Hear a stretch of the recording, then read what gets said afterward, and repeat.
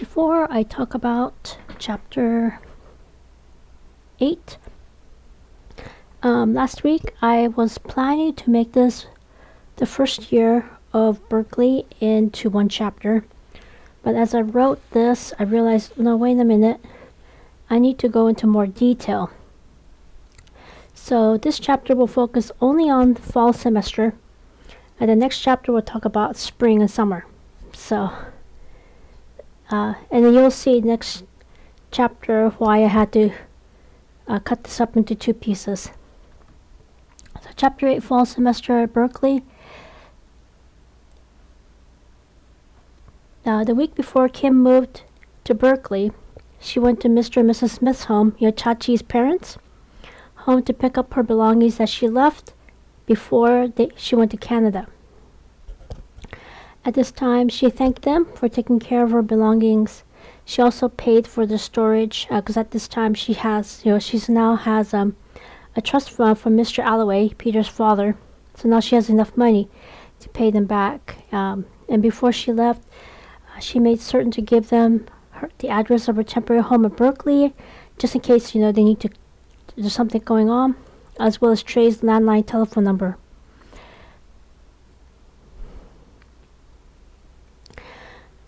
In addition, she did stop by the Consulate General of Japan's office in San Francisco to get her Japanese passport renewed.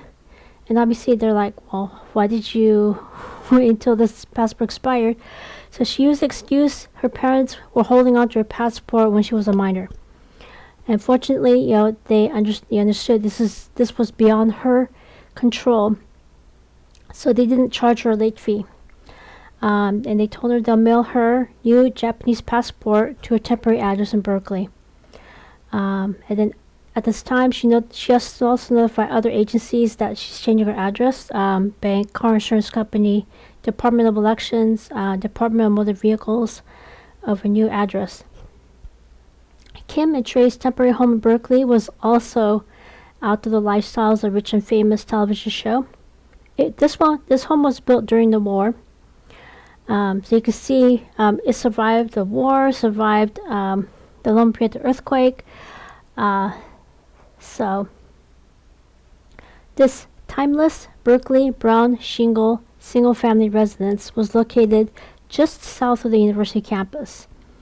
Although it was listed as a 3-bedroom, 2-study room, 5-bathroom, they converted the 2 study rooms into additional bedrooms. Each student had their own room. Trey and Kim's rooms were next to each other. What sealed the deal for Kim was the sauna. She immediately asked each person when they will use the sauna so she won't be in their personal space during those times. The Murphy family, so the one in Los Angeles, the one in Canada, the Alloway and the Shaw family, because their grandfather are business partners.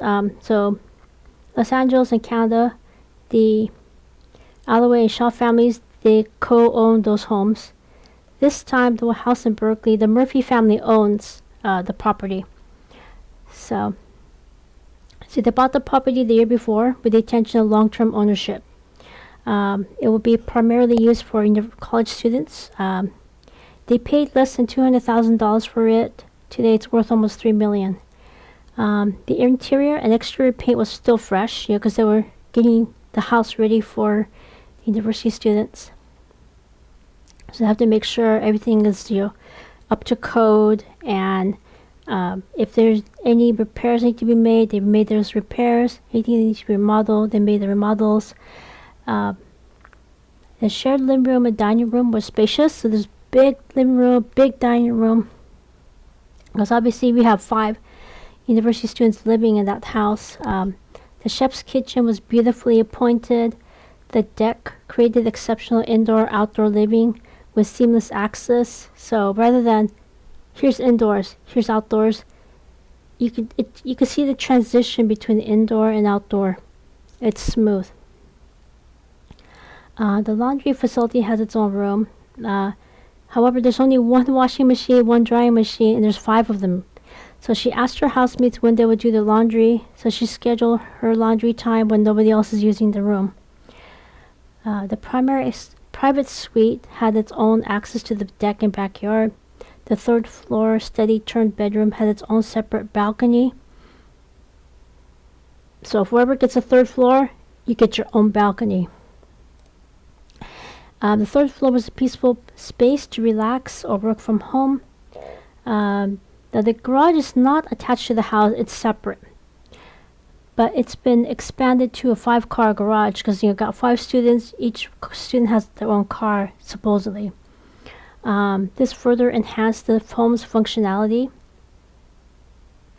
And of course, it will also increase the resale value, if at some point the Murphy family decides to sell it.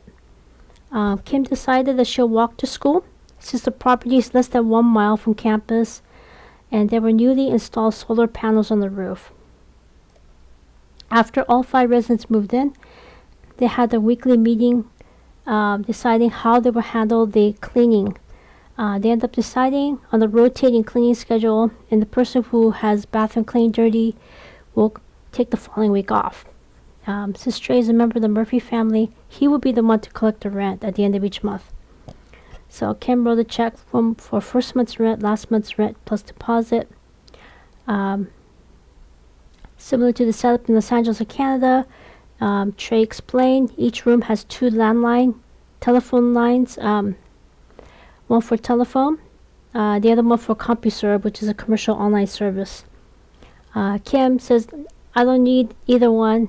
She's going when she needs to use the internet, she'll go to university campus. And then with the telephone, she already told people his telephone number. So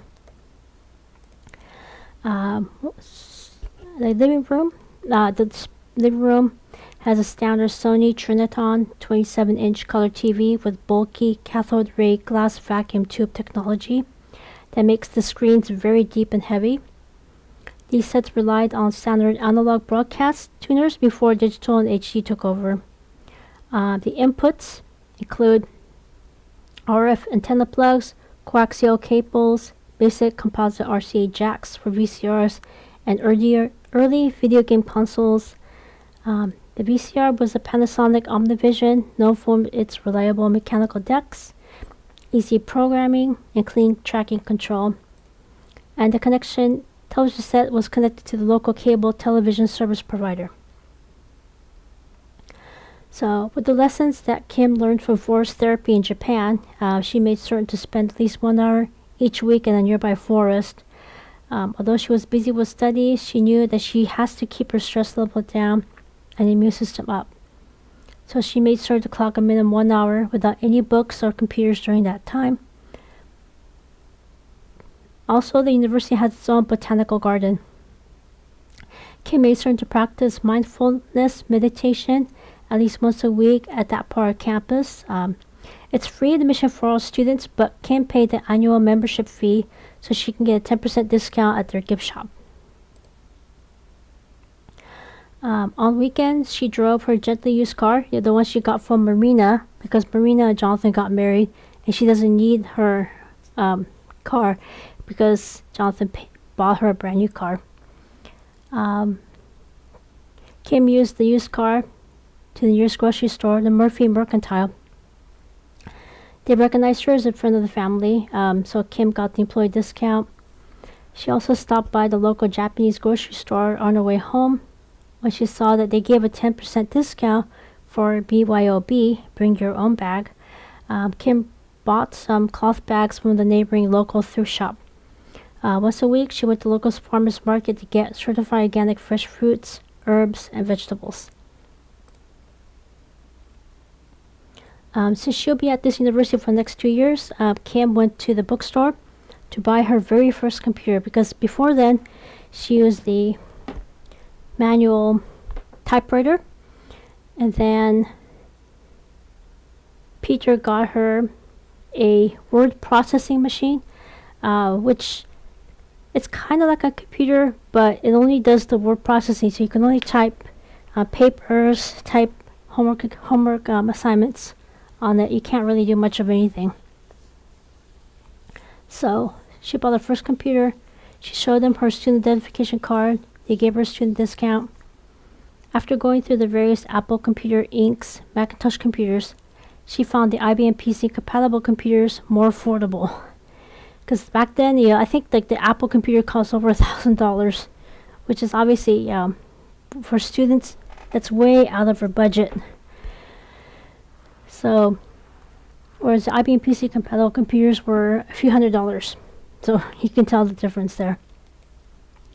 With Trey's advice, she got the Gateway 286 386SX with bundled software, monitor, keyboard, mouse, and there's 2 slots, one for CDs and another one for floppy disks.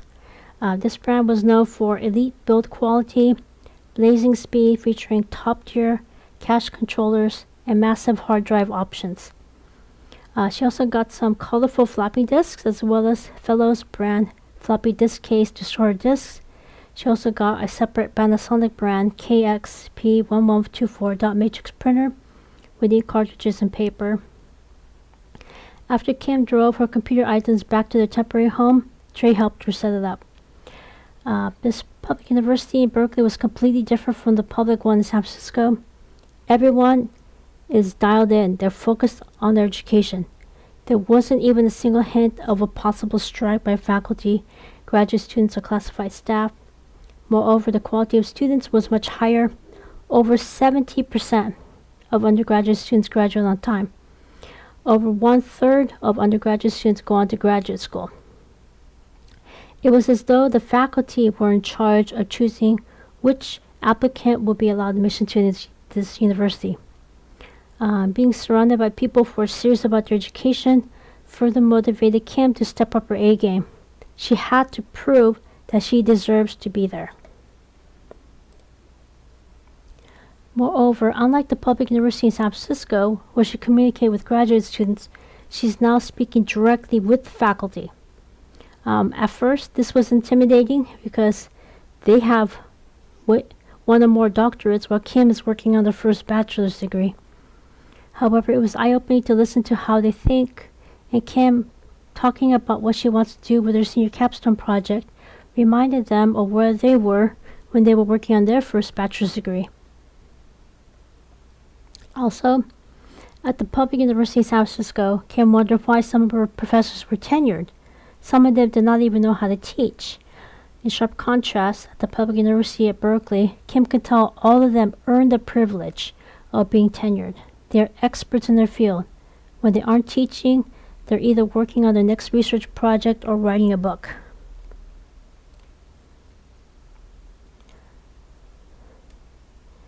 So, University of Berkeley during the fall of 1991 went by quickly.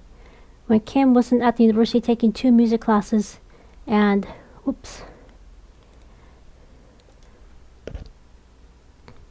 2 public health classes, she worked at the student health clinic.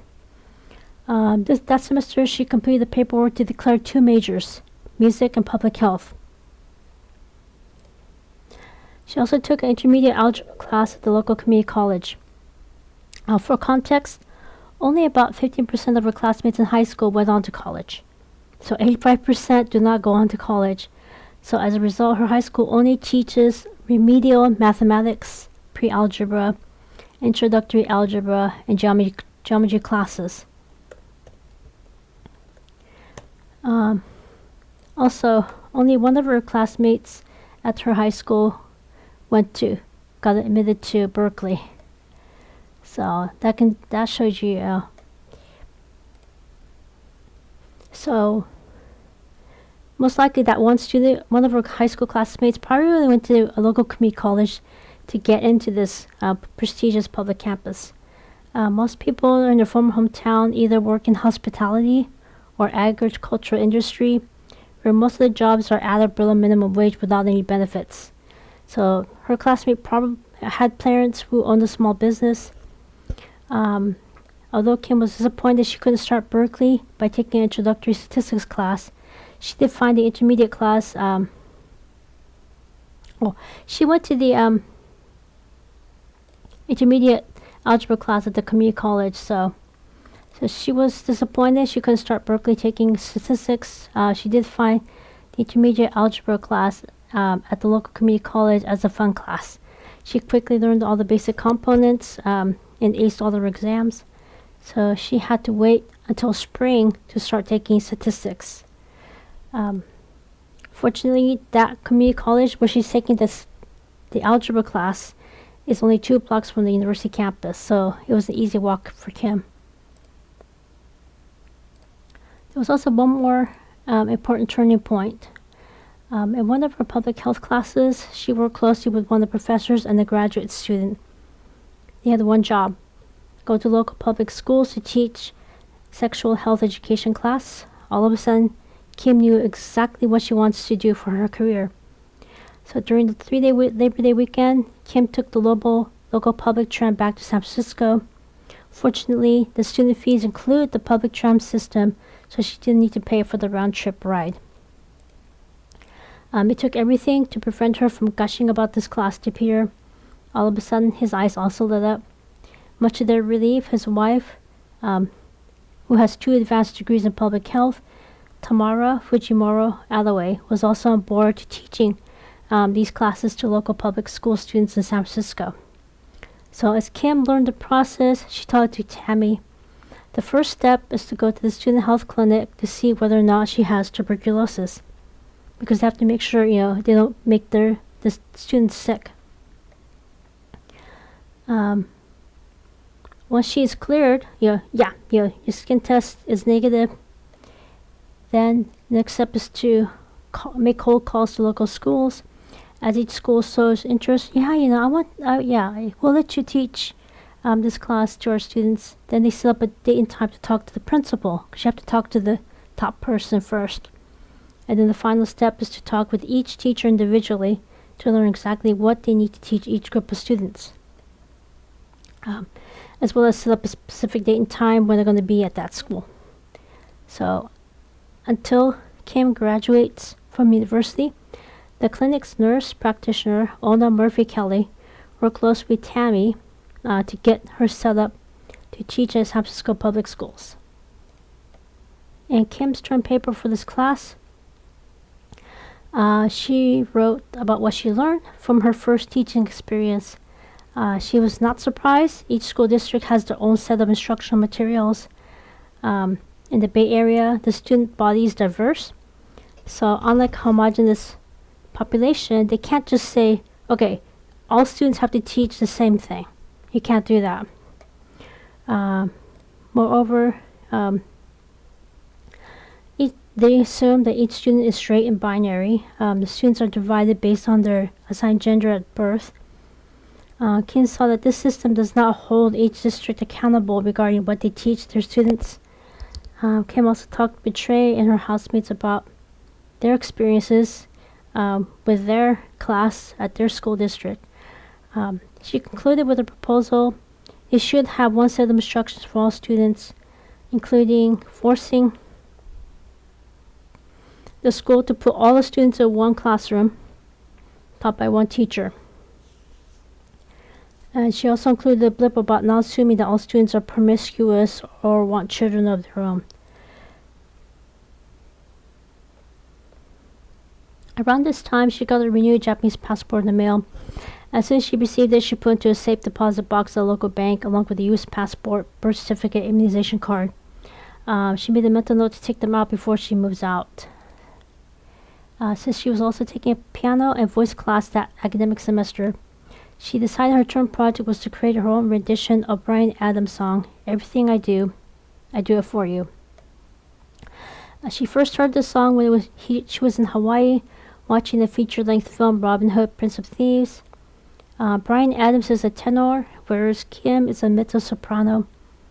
Although the chords do overlap, she had to adjust some of the high and low notes. Also, she needed to create a different rendition of the song. So she bought 2 albums of her favorite singer, Taylor Dane. Back then, there was a popular singer whose first name is also Taylor. So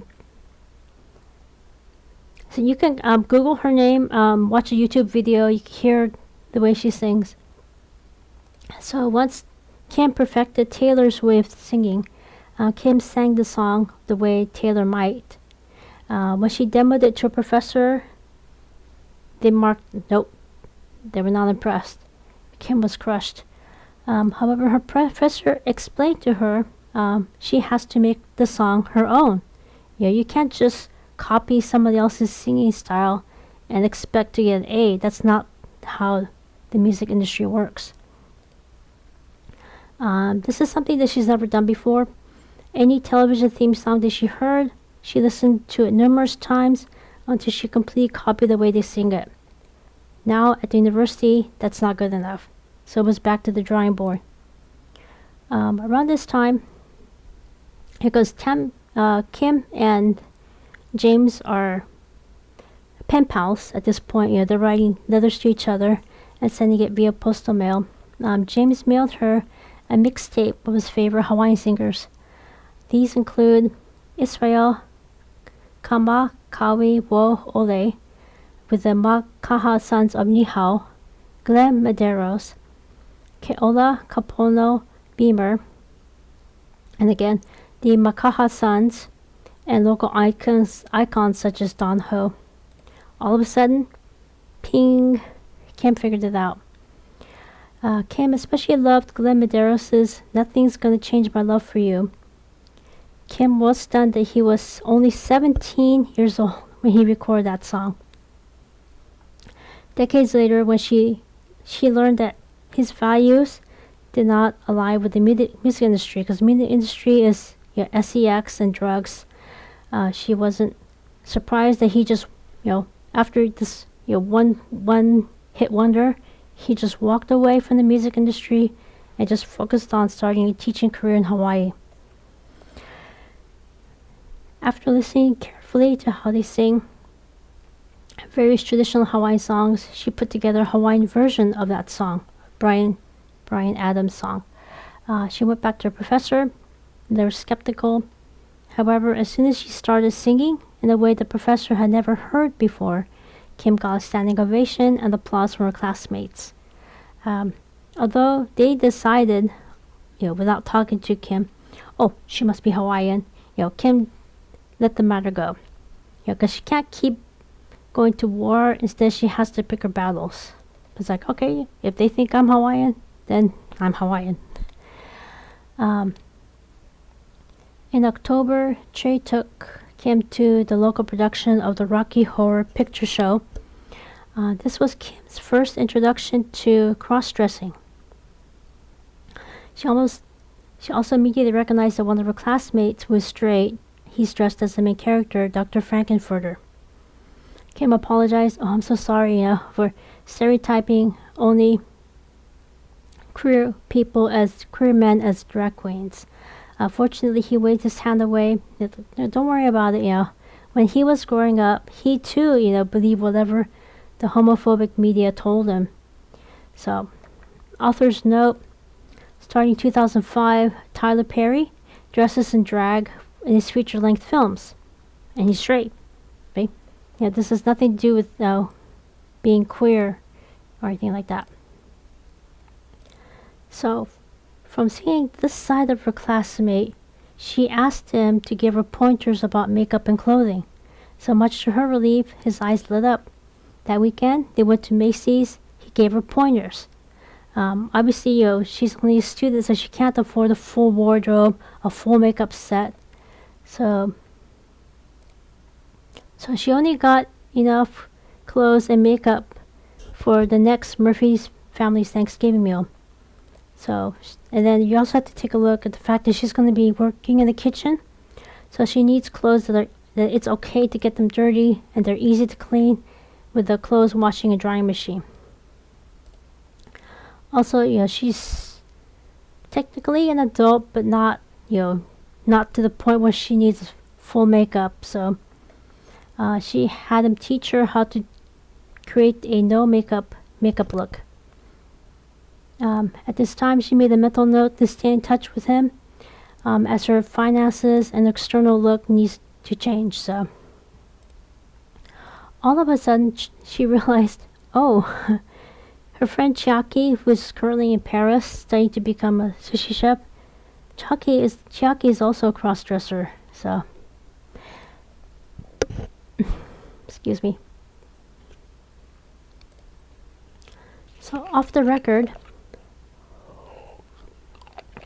Both of Chucky's elder siblings stopped by the temporary home in Berkeley to talk to Erica about the history of the Castro district. They started with how the queer community made that district their own.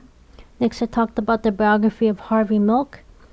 Next, they talked about his assassination and the riot that happened when the suspect was only given a few years for voluntary manslaughter. They concluded with how the HIV virus wiped out 10,000 people in their city. They gave Kim pause about the fact that San Francisco wasn't always the queer capital of the world. They too faced pushback from conservatives. If you want to know more about this part of San Francisco history, there's a 2008 film titled Milk. If you're interested in this, so this is a really good film. I just watched it at the end, so for reference about this whole thing. Next, around this time, Trey's mother also stopped by because obviously Trey is living in the house, so once in a while his mom stops by, asking him, "You need anything?"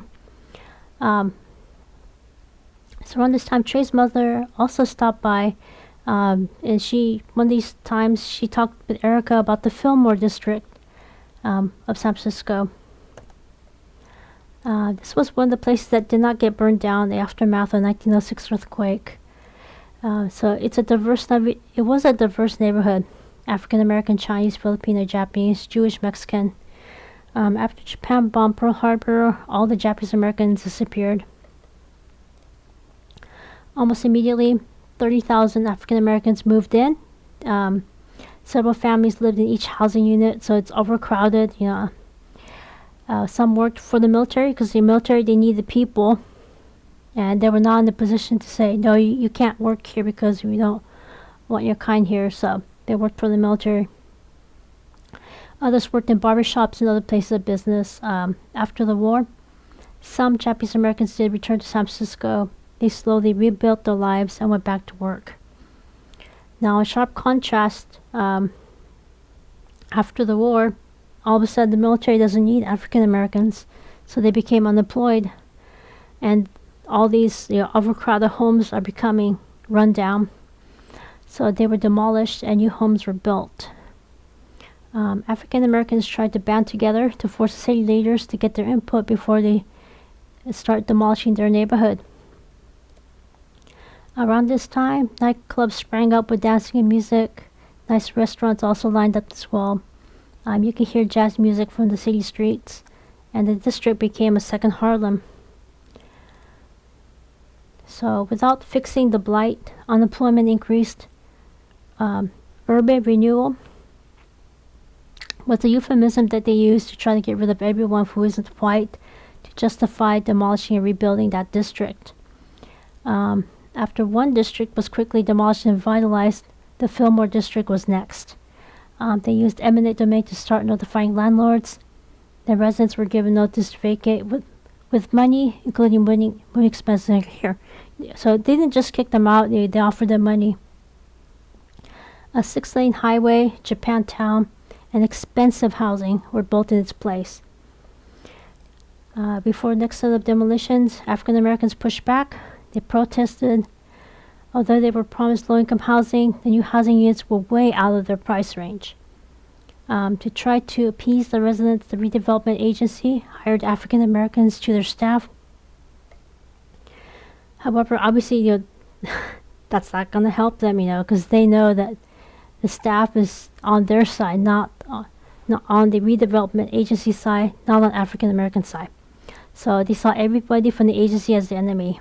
They filed a lawsuit. Long story short, the residents won the lawsuit. The agency can no longer make decisions without getting the residents' input first. So as a result, some of the buildings were moved to a new location. However, this was too little too late, because obviously you can't just get like a forklift, pull the house out of the foundation, move it somewhere else. So businesses were given promissory notes. So this is promising them the right to move back in once the new buildings are constructed. Only 4% of businesses returned. The remaining 96% did not. The African American neighborhood was destroyed, and the African Americans were displaced, never returned. When a white police officer killed an African American person, there was a race riot. A year later, the head of the redevelopment agency had a heart attack and died. Even after his passing, urban renewal continued, and African Americans lost their homes and businesses. So rather than create new jobs, drug use and homelessness increased. A con artist promised to fix things. His name was Jim Jones. You can Google who this Jim Jones person was, what he did, and go from there. But yeah. So anyway, Kim appreciated learning the history of African Americans in San Francisco, why they were forced out of the city. It gave her renewed appreciation for Trey's mother's side of the family. At this time, Kim made a mental note to try to help them get back into the city. It also gave her a renewed appreciation for Japantown and the sacrifices African Americans were forced to make Japantown a reality. At this time, Kim admitted to Trey's mother that she's seriously considering helping them buy a home in San Francisco. Because what happened to them, is not right. Trey's mother actually said that she'll do one better. She'll talk to his sister-in-law Agnes, because Agnes works at the Murphy Property Management Company. So even if the specific home that Kim has in mind is not available, most likely they can find a similar one. Unfortunately, the management company found a 4-bedroom, 2-bath, multifamily home in that same district that was for sale as is. So as is means you have to accept the condition of the home when you buy it. And that usually means the home needs a lot of repair, a lot of remodeling, a lot of maintenance. So obviously when you sell a house as is, you can't sell it for the market value. You have to sell it for less than that because the new owner will have to spend a lot of money fixing it. This particular home was for sale for less than $100,000. Today, it's worth over $1.5 million. So you can see the Murphy family actually did a lot of fixing. They fixed the home up. So yeah, as soon as they bought it, the Murphy Construction Company fixed everything that needed repair and remodeling. They also got a city permit to add 2 more bathrooms because obviously 4-bedroom, 2-bath, that's not enough bathrooms. So they added 2 more bathrooms and they added solar panels on the roof. Trey's parents and several members of her mother's side of the family moved in. When they thanked Kim for giving them the nudge, Kim said, "You're welcome." Now there was one hiccup to living in Berkeley. Now some of you may be familiar with what happened in 1991 in Berkeley. There was a constant danger of wildfires because this is California. And you can Google this to get more information. There's also videos on YouTube. The weekend of October 19th and 20th, they had the devastating tunnel fire. 1,600 acres burnt to the ground. 3,500 structures, including homes, people's homes, burned. 25 people died. 150 injuries. And it cost the area $1.5 billion. So this is not cheap. Yeah, this is serious. So you can Google the tunnel fire, learn more about this. From what officials learned about this fire, they made a lot of changes to California firefighting coordination and building codes. So this is across the state, because obviously what happened to Berkeley, you cannot afford it to happen to anywhere else in California, because this 1.5 billion, this is not free money from the government. You have to pay them back. So, and also it took several years to a decade to completely rebuild that section of Berkeley and Oakland. So Berkeley is on the north, Oakland is on the south. So that space between them was burnt. So every single day for the next several years to a decade, people were constantly reminded, each time they drove by that area, they were constantly reminded of what happened. So fortunately, Kim and their housemates live more in town, about a mile from the perimeter of the wildfire, because the wildfire was more in the hills. They lived more in the downtown area. So their temporary home is safe. As a result, Kim put a stop to her hiking in the woods, and she kept her face mask on for the entire time she was outside. And the smoke stayed in the general area for several weeks, so it takes time for the air to clear up after this big wildfire. So the air quality remained a hazard for people who are sensitive. And whenever somebody asked her, how come you're wearing a face mask? She told them that she's sensitive to the smoke. So, obviously this kind of big wildfire, her parents are worried. Is she okay? So Kim called her parents. She also called Peter to let them know they're okay.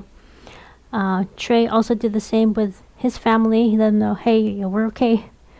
Once things settled down, the Murphy Construction Company actually drove from San Francisco to Berkeley to assess the condition of the home to determine whether or not they need to make adjustments. And Mr. Hashimoto, he's a landscaper. He also stopped by to look at the garden on their property, especially the vegetation, the trees around the property, and he also made the necessary adjustments. Make sure the trees is not too close to the house. Make sure there isn't any dry brush next to the house, because once something catches fire, it's going to spread quickly. Around this time, Kim got the annual flu shot. The last thing she needed was to get sick, so then she got the flu shot. Sadly, November 24th, 1991,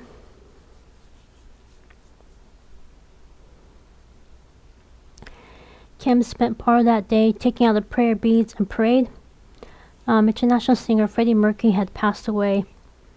Back in 1985, he put together the Live Aid event.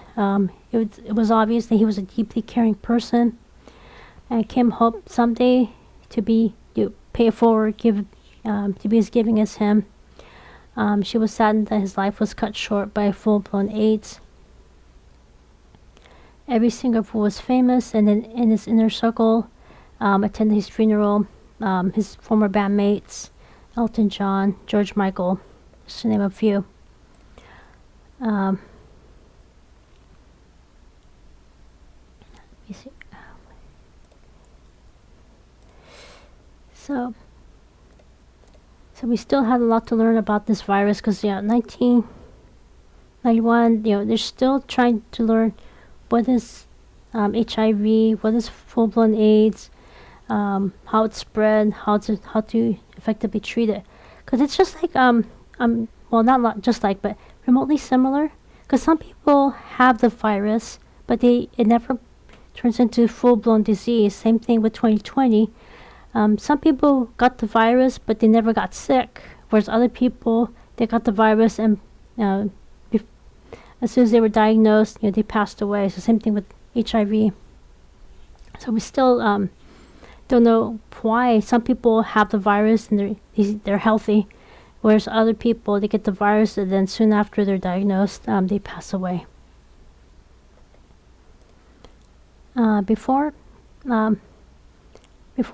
everybody knew what had happened, it was already Thanksgiving. So the day before, Kim used her student identification card to get that free ride from the public tram from Berkeley to San Francisco. She checked into her hotel room.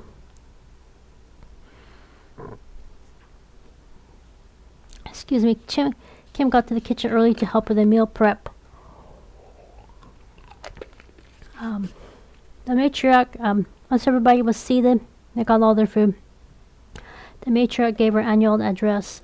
Next summer, the hotel will be moving to a new location.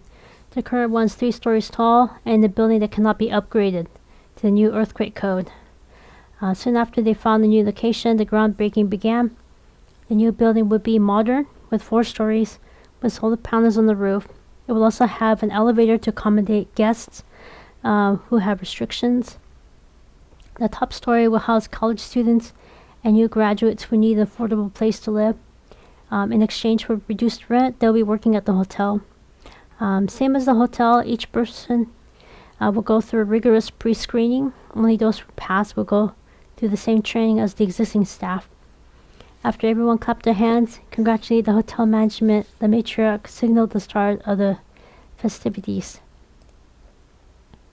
At the time, Peter discreetly told Kim this would be her final stay at the hotel. From then on, she'll stay at their granny unit in neighboring Brisbane. Kim was saddened. However, she realized, priority has to go to hotel guests and students. Because when you take a look at the total number of university students in San Francisco, it's over 30,000. And obviously, all of them need a place to live. Plus, we never know when something like another Loma Prieta earthquake might happen and some students are displaced and they need a place to stay. So, Kim thanked the hotel staff for letting her stay at the hotel and wished them only the very best. And they nodded and they did the same for her. They thanked her for all of her help and they wished her the best. When Kim went to the table with Jonathan, Maria, Peter, and the respective spouses, all of a sudden, Maria, wait a minute, Maria's eyes lit up. Jonathan and his new bride, Marina, were expecting, because they were the ones who had the wedding in Hawaii that summer. When Maria carefully asked Marina about her condition, Marina just smiled gently and said that the cat's out of the bag. They all congratulated the happy couple. Marina said that she and her late husband were planning on having 3 children. She has 2 with her late husband. Now with Jonathan, her wish will come true.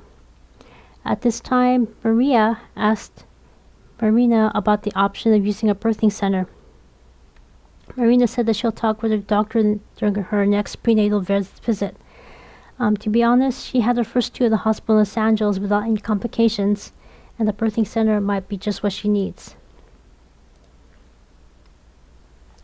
Jonathan admitted that he was planning on filming in Hawaii the following summer. However, with this major life change, he's going to have to schedule the filming that spring. So that way, he can spend the rest of the year in San Francisco. He'll use his paternity leave to edit his film. It's going to be about the Okinawan folklore of Kichimuna tree spirits. Around this time, the matriarch was walking around the banquet hall, asking each table how things were doing. Kim kept an ear off of what was being said. One of the matriarch's grandsons, Trey, who he is her housemate, he's working on an advanced degree in computer engineering. He talked about the history of cellular phones. In 1979, Japan used the automatic analog cellular system, the NTT system, in car phones. This is what Mr. Alloway has in his car in Tokyo. Last year, 3 engineers from AT&T Bell Labs filed for a patent for a cell phone that would support the transmission of digital data. Earlier that year, prepaid cell phones began from Maine to Florida, so we already have prepaid cell phones on the East Coast. The name of their company is Alicom Mobile, and it's just a matter of time before the rest of the country will see cell phones becoming more popular.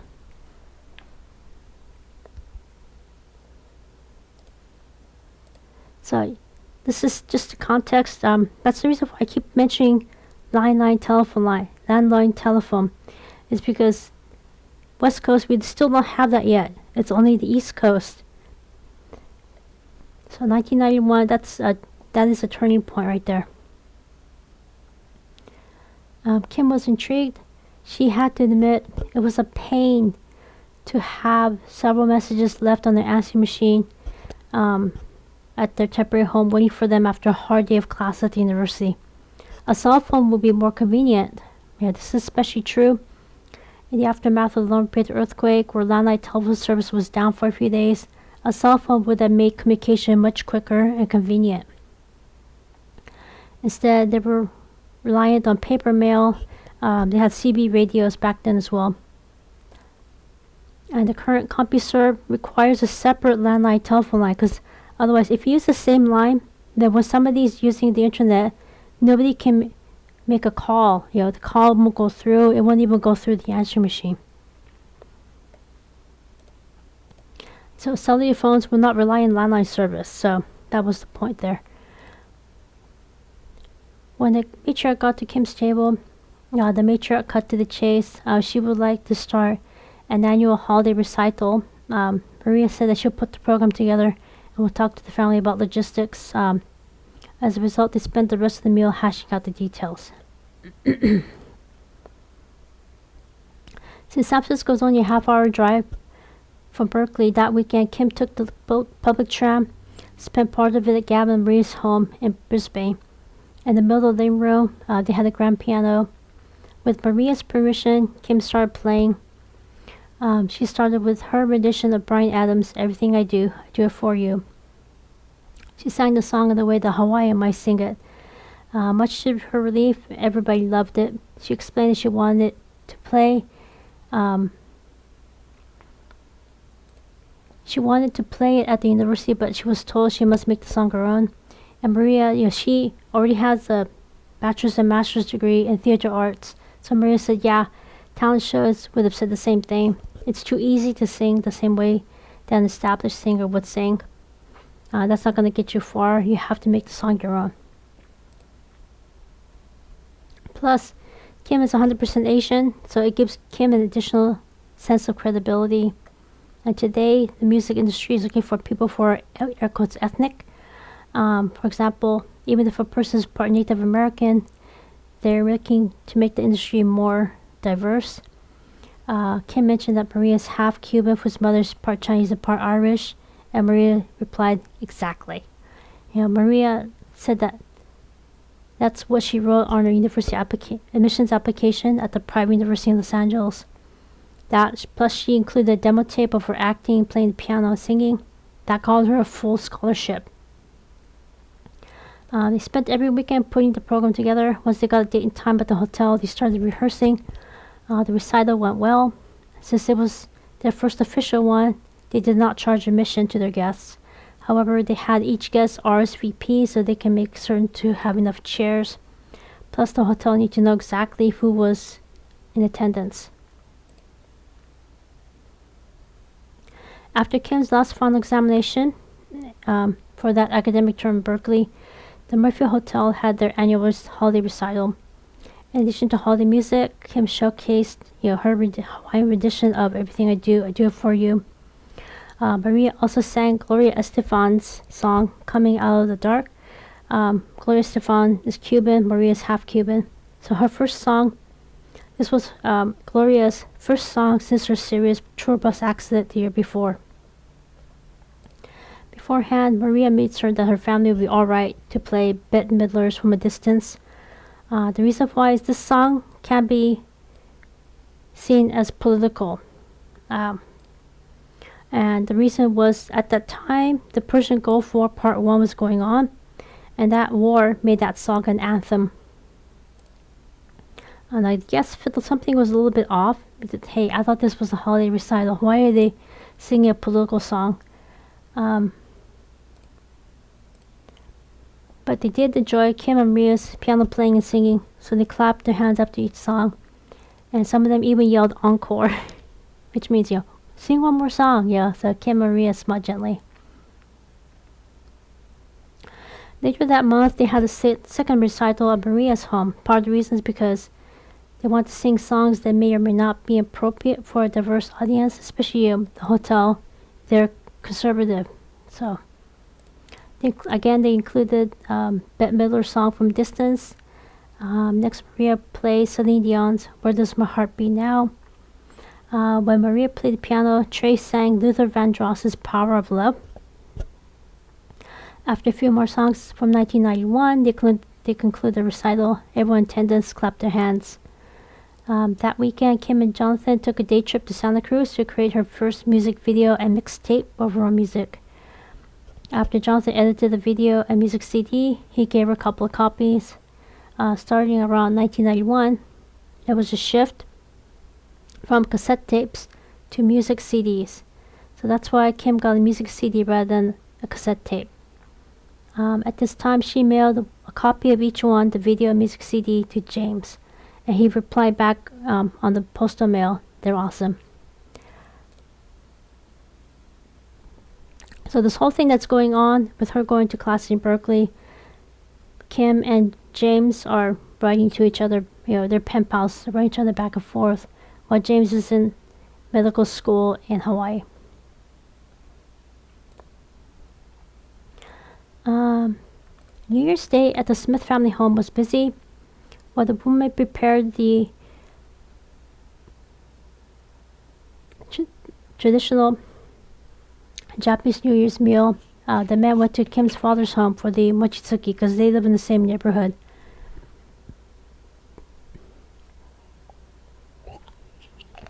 Chaki is still in Paris at this time, learning how to become a sushi chef. Once the entire meal was ready, everyone went outside to the picnic area to start the meal. Mornings are brisk here in Northern California, but the afternoons tend to be sunny and comfortable, so that's why they ate outside. At this time, Kim carefully asked Mr. Smith what he does for a living, although he had a perplexed look on his face, like, where's this coming from? He did say that he has a brick and mortar store at San Francisco's Fisherman's Wharf. In addition to selling wares from London, England, Wales, Ireland, and Scotland, so Lewis, he jokingly nicknamed his business Lewis. He helps connect small businesses in the United Kingdom with small business in San Francisco. Currently, he's training his elder son, Eugene, because his wife is Japanese. He's half indigenous California, half British.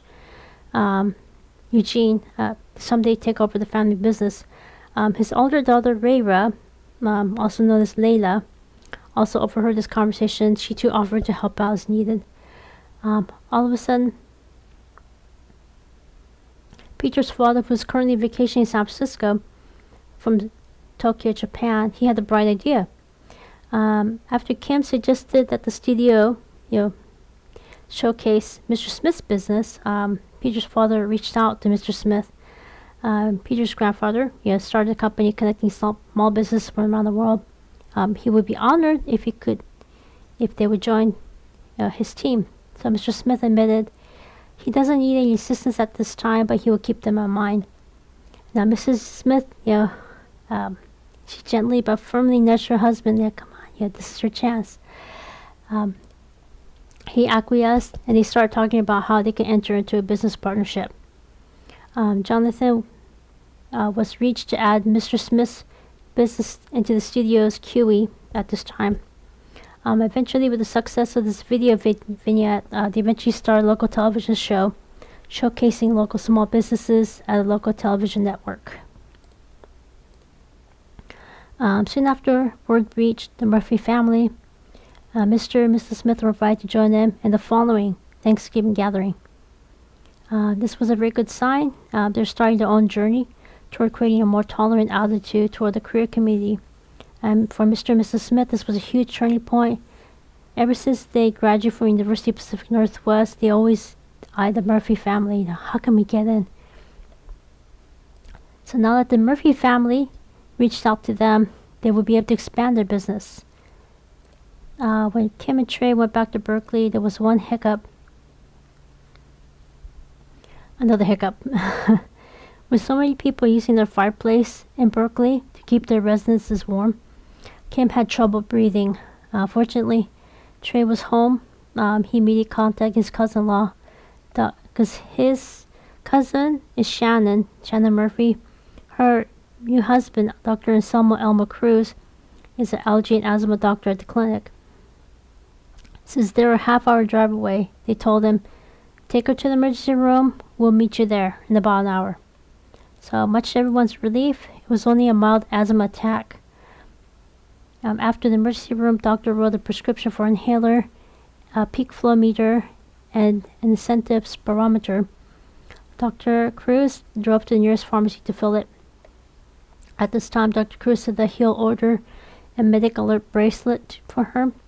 If anyone asks or makes fun of the fact that she's wearing a face mask in public, all she has to do is flash that bracelet, and they're required to shut it. At this time, they decided Kim will spend the entire summer at the clinic because they need to get to the bottom of this, what's going on, and fix it, short of surgery. When Kim said that she'll bring all of her medical records from Los Angeles, England, Canada, Japan, they all breathed a sigh of relief. After the emergency room doctor cleared Kim to be discharged, Dr. Cruz told the hospital he'll pay the bill. At this time, they exchanged contact information and made arrangements for the bill to be sent directly to the clinic. Back at the temporary home in Berkeley, Dr. Cruz taught Kim how to use the peak flow meter, next to the same with the incentive spirometer. Finally, he taught her how to use the inhaler. Kim apologized for the inconvenience, thanked them for the help. They excused themselves and returned to San Francisco. Trey stayed with Kim for the rest of the day just in case something else happened. Much to everyone's relief, that was it. Okay. So, this health scare was a wake-up call she needed. In Canada, she was extremely worried how the frigid winter would affect her health. Fortunately, nothing happened. However, residents in Berkeley using a fireplace to stay warm worried her. Plus, every year there's real danger of wildfires.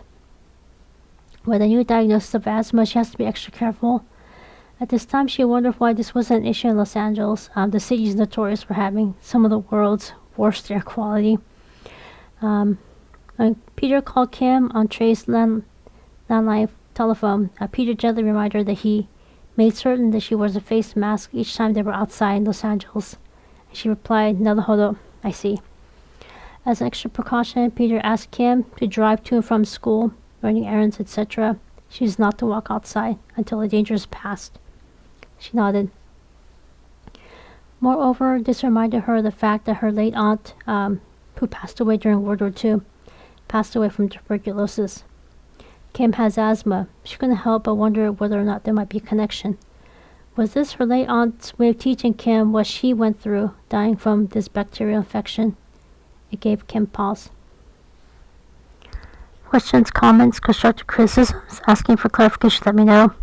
And then next chapter, I'll go over what happened spring semester. Take care. See ya.